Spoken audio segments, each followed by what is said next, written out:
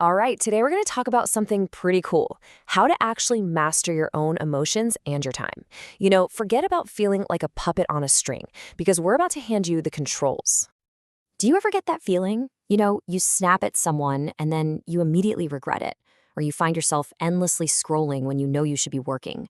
Or maybe you just feel anxious and you can't even put your finger on why. It's like you're on autopilot, right? And your emotions and habits are the ones pulling all the strings, not you. Well, this is all about taking back that remote control. We're going to walk through 7 really simple but super powerful techniques to shift you from, being that passive marionette to becoming the active designer of your own life. Okay, so we're going to start with the first line of defense. These are your immediate, in the moment skills to stop those automatic reactions dead in their tracks. Think of it like installing a behavioral firewall right inside your mind. All right, our first move is so simple it's almost deceptive. When a really powerful emotion starts to bubble up, don't just let it be this vague cloud of annoyance or stress. Nope, you're going to give it a specific, concrete name. And hey, you can even get a little creative with this. So instead of just saying, I feel angry, you could say something like, okay, my stubborn warrior is online. Or if anxiety starts creeping in, you could notice, well, look at that. My anxiety theater is starting its big show again. This little bit of playful distance, that's the key. So why does this work? What's the magic here? Well, when you name an emotion, you're actually externalizing it. You're pushing it outside of yourself. You're no longer drowning in the feeling. You've become an observer watching it from the shore. And believe it or not, that tiny 5-second pause is all it takes to slam the brakes on an automatic explosion. Okay, our next defensive move is all about tackling our brain's, love of lazy automatic habits. We're going to pre-program some rational responses to our most common triggers using these super simple if-then statements. And this shows you exactly how it works. It's brilliant. First, you identify a trigger. Let's say opening a social media app. That's your if. Then you create an automatic, pre-decided response. Then I will immediately set a 3-minute timer. And this works for absolutely anything. If I get a stressful email, then I will take 3 deep breaths before I even think about replying. What you're doing is building a better, smarter autopilot. And the last tool in our defensive toolkit is the not to-do list. This is so important. See, true awareness isn't just about what you do. It's about what you consciously choose not to do. Setting these really clear boundaries is what prevents you from slipping back into those energy-draining, automated behaviors. Okay, so we've built our firewall. Now it's time to go deeper. These next few moves, they aren't about defense. They're about understanding the why behind your actions. It's about finding your core code. So here's a really powerful idea for you.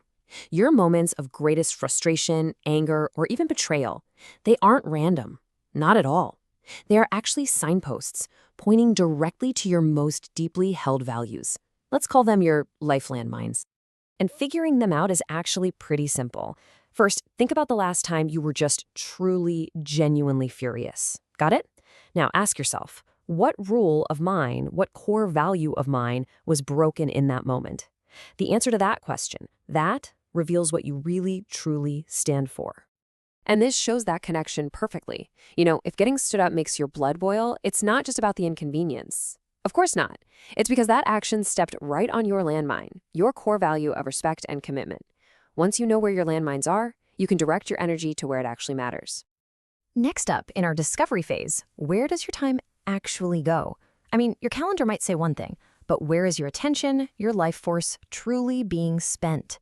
Yeah, it's time to put on your detective hat.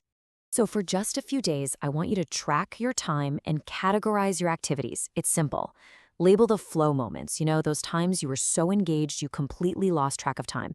And then label the black hole moments, those draining, boring, or maybe even regret-filled activities.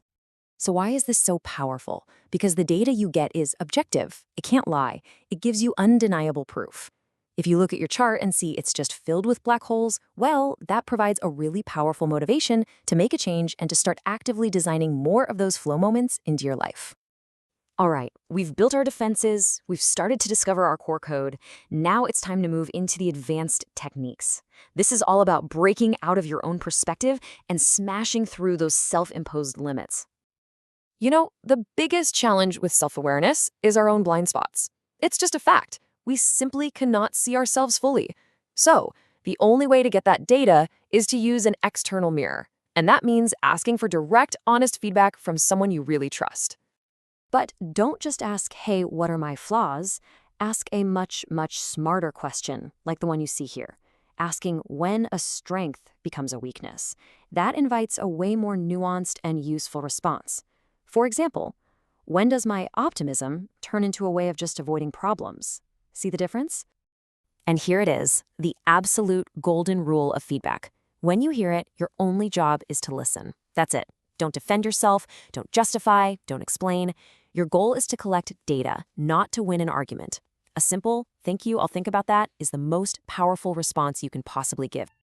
Okay, our final technique, and this might just be the most powerful one, requires a little bit of mental time travel. So when you're stuck on a problem, you're going to ask for advice from the one person who has already solved it. You from 5 years in the future. Just ask yourself this question, seriously. Imagine a wiser, calmer, more successful version of yourself. What would they say about your current dilemma? It's amazing how this simple perspective shift can cut right through all of today's anxiety and reveal a surprisingly clear and actionable first step. So when you put all these tools together, it creates a really profound transformation. You literally shift from being a passive marionette, just reacting to life, to becoming an active life designer, consciously building the life you truly actually want. You're not controlled by your automatic emotions anymore. You understand your core values, and you have the courage to seek feedback and gain whole new perspectives. So the question on this final slide is really for you. You have the tools now. So today, right now, what is the very first step you are going to consciously design?